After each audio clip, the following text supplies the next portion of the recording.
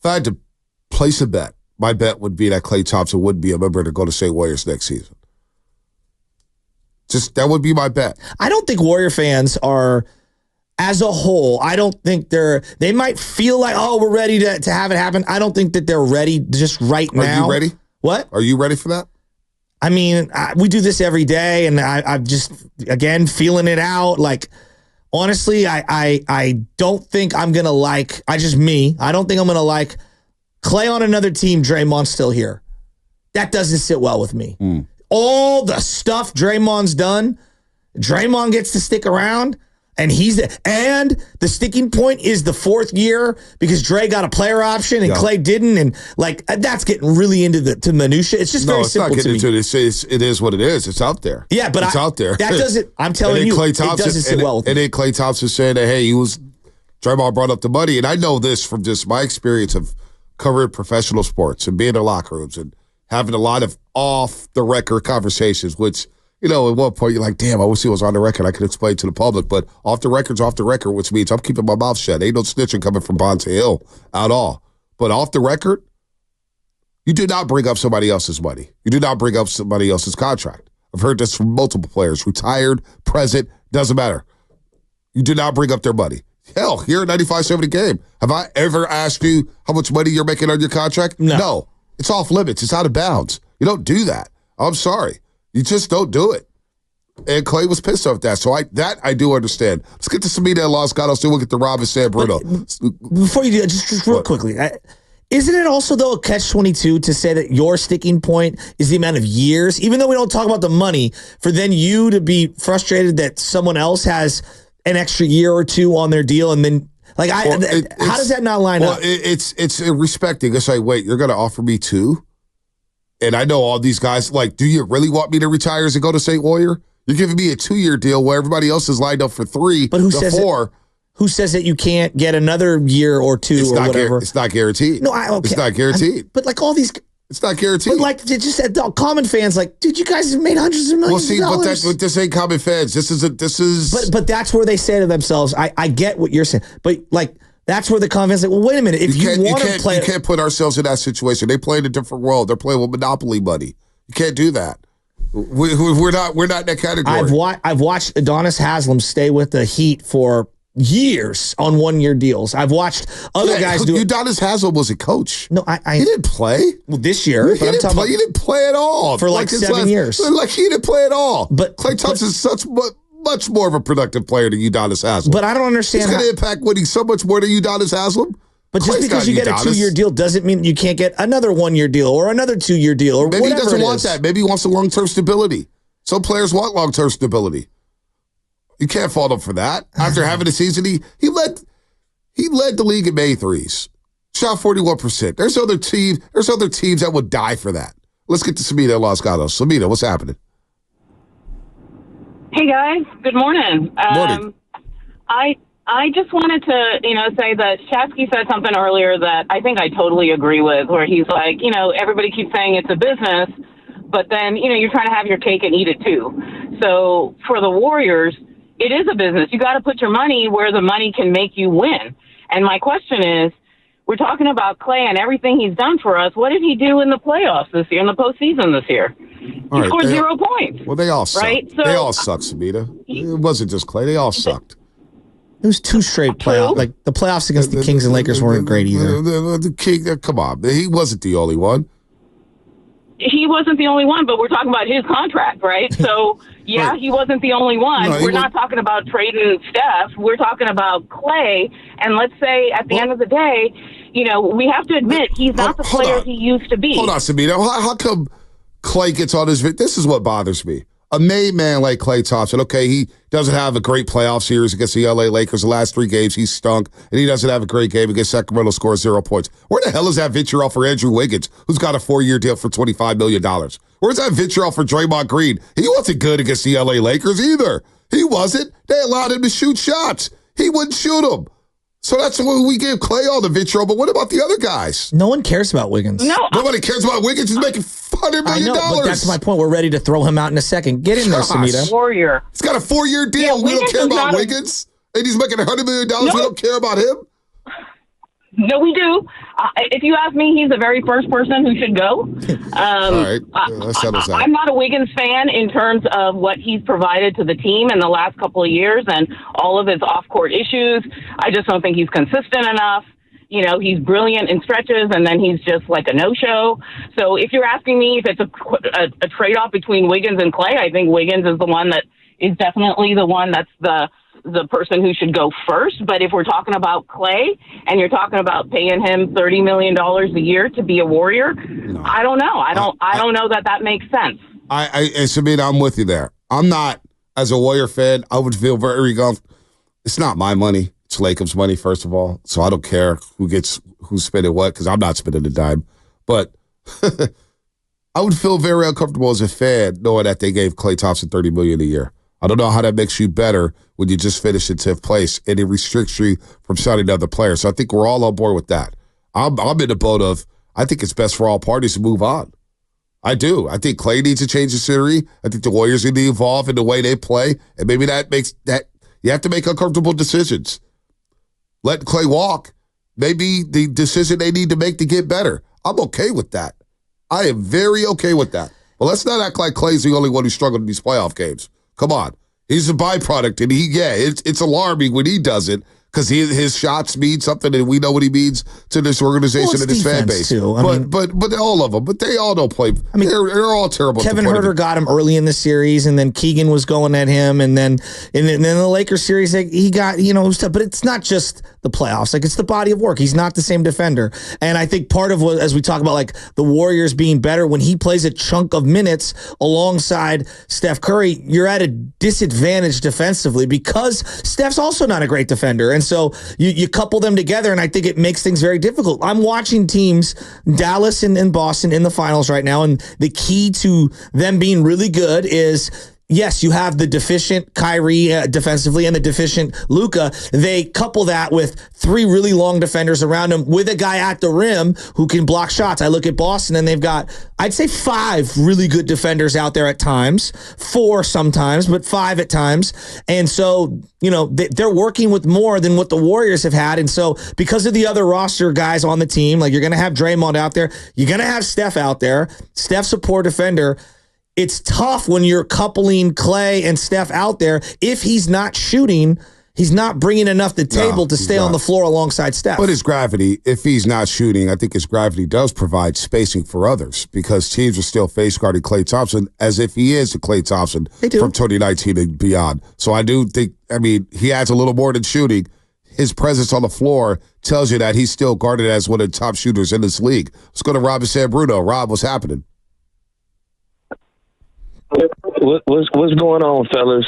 The disrespect to Klay Thompson is unreal, and the thing is, this the first time you hearing about Draymond hating on Klay Thompson. He always talking about somebody's money, whether that's Kevin Durant, whether that's Jordan Poole.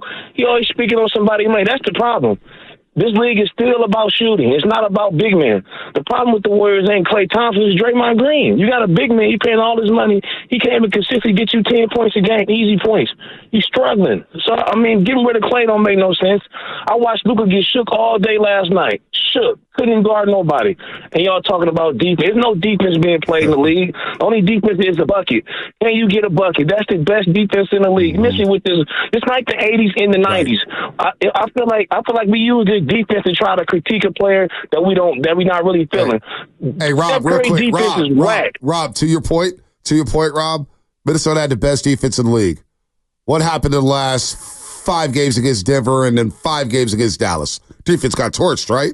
It was about getting buckets at the end of the day. It was about getting buckets. Yeah, Gobert couldn't get a bucket. Gobert couldn't get a bucket. At the end of the day, even the Boston series, right now, it's about how many buckets can you score. And that's what it's about. It ain't about no D, just not the 90s. It's over. We ain't full tough nose, elbow. It's about pure buckets, and nobody gets bitches like Klay when he's hot. If the Warriors want to really win, you keep Steph and Klay together. You get rid of the person that is Draymond and get you a big that can score, that can make it easier for Klay and Steph instead of dudes running around all them damn screens all goddamn goddamn game on. They're not the same young cats no more. Like, stop doing that. It's over. You can still utilize your shooting, but get a big nigga with score. Quit using Draymond as he's 0-4 receive violence. He's not that no more. The problem is Draymond. Draymond has too much say-so in his organization for a guy who want to get you. It's time. It's time for him to go. Klay Thompson's been the man here. Klay Thompson saved this franchise. If it wasn't for Klay Thompson, y'all would get Kevin Durant. Remember that. So Klay Thompson really saved this franchise. So I don't want to hear the Klay slang. I'm tired of it. Disrespectful. It just shows this fan. Some of these Golden State fan base, I'm gonna say it. You know, most of outside of the OGs, most of them old Laker fans, Kobe, Shaq fans, anyway. So you know what I'm saying? So they don't really know. They don't really know about the Warriors. They just out here just bandwagoning, and it's very disrespectful. I know. I disagree with you because look, like there's a lot of disrespectful people when it comes to Klay. Like, we just think that he brings shooting to the table. Don't be his gravity just gets ignored. Like, this isn't baseball where you can just have a $400 million payroll. No, like, we're not saying that. There's a difficulty here, and like at some point, you know, everyone comes to the end of their career, or at least their spot with a team because of a variety of reasons: poor play, their desires, new management. It could be, you know, whatever, decline in play, and you still see yourself as something else. Like, I love Frank Gore. I use Frank Gore as a great example. I think Frank Gore's a legend. He's one of my favorite 49ers of all time. It was time to go, you know, and I love Frank, and it hurt me that he played for a zillion other teams after he left the Niners, but it was probably the right decision. Well, it was time to go, and let's not be mistaken, that team was an expansion team anyway, so everybody was gone. Like, the Niners went through a dark, dark period once all those guys moved on. I mean, it was ugly out here. I know, but you can't afford everyone. The Warriors are still forever. But see, the Warriors are not. They're in a different situation than the Niners were with Frank Gore. They didn't have a Steph Curry type on their team. No. They didn't have a Draymond Green type on their team. They didn't have a young ascending Jonathan Kuminga on their team. They had Colin Kaepernick and a bunch of who's. And then Navarro Bowman, who was compromised coming off of Achilles tendon. It's not about the exact comp. It's about the symbolism. No, I hear the symbolism. But, you know, Klay Thompson is still a serviceable player. I would say he's more serviceable than Frank Gore was at this point of his career. But I don't want to get misconstrued here. I'm okay with the Warriors moving off of Klay Thompson because of economic value. And if you are adjusting your style of play, maybe the style of play is not best suited for Klay Thompson. Now, here's back on April 19th. It was Klay. You know, Tim Kawakami brought up that Klay was not happy about Draymond bringing up his money. Here's the exact quote from Draymond Green, April 19th, when he spoke about the organization and possibly moving on from Klay Thompson. I don't think there's any scenario where Klay leaves and that's the best decision for this team and organization. But what I don't doubt is if Joe or Mike or anybody felt that it was best that this team moves forward without Klay, that wouldn't be the decision they make because they believe that. They've shown nothing but respect, loyalty, love, trust to us. So I got no reason to go into it like, oh, man, they're not going to do right by Klay. They did right by me. They've done right by Steph. They've done right by all of us. You know, Klay tore his ACL. They paid him $160 million.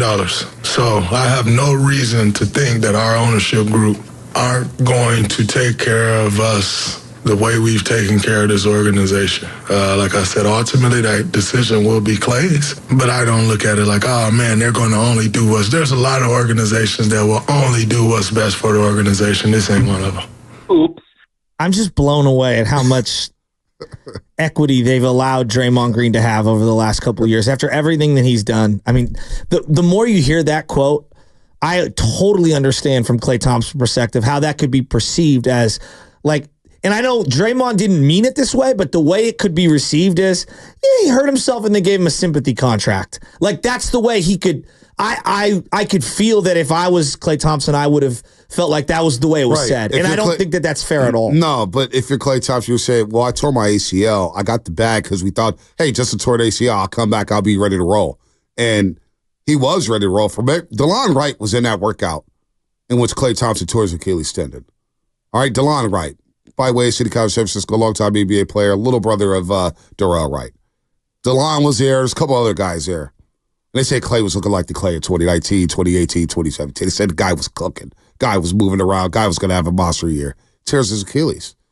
So the Warriors paid for the guy coming off their torn ACL. I don't think they would have gave a guy $160 million if he had the ACL and the Achilles. You get what I'm saying? So whether it was a sympathy, what were you going to do? Let Klay Thompson walk? at that point? No, everyone. Yeah. I remember doing shows at that time. Everyone was like, no-brainer. No-brainer. Yeah. No-brainer. So, you give him the money. But the way Draymond said it is like, he just shouldn't have...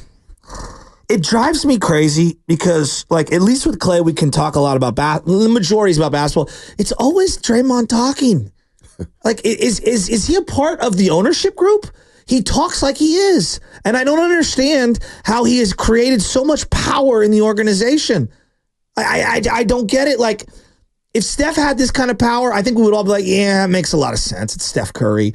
Like, Draymond, you've been a big hindrance. You've been very impactful, and you've been extremely successful. You've also been very negligent, both physically and verbally, over a 5-year period. And I just don't understand why he has so much to say about everything, and yet it never seems like he's ever accepting culpability on his own actions. Yeah, it drives me crazy, quite honestly. Well, here's the other thing about adapting, because there's two things. There's two things. One, Klay's ticked off about that, and he may move on. And we may be getting closer and closer and closer to that. And as we get closer and closer to that, I wonder how Dub Nation feels, because it's funny, man. I went to a funeral. Shout out to Grandma Essie, who passed away, but it was a celebration of her life. 89 years young. She lived a long, great life. But, you go to these celebrations. Obviously, we work in this business, Shasky, and all the questions. So what's going to happen to the Warriors? Give me the inside information. Do you know anything? So I just play boo-boo the fools. Like, I don't know anything. And if I did know something, I wouldn't tell you. Because I will swear it off the record stuff. I don't do that. I don't play that game. I'm not going to compromise relationships for intel to appease people and make myself look good. Not going to do that. Not going to do that at all. But a lot of people was like, boy, they need to bring Klay back. They need to bring Klay. What are they going to do with Klay? What are they going to do with Klay? It's $1 million question.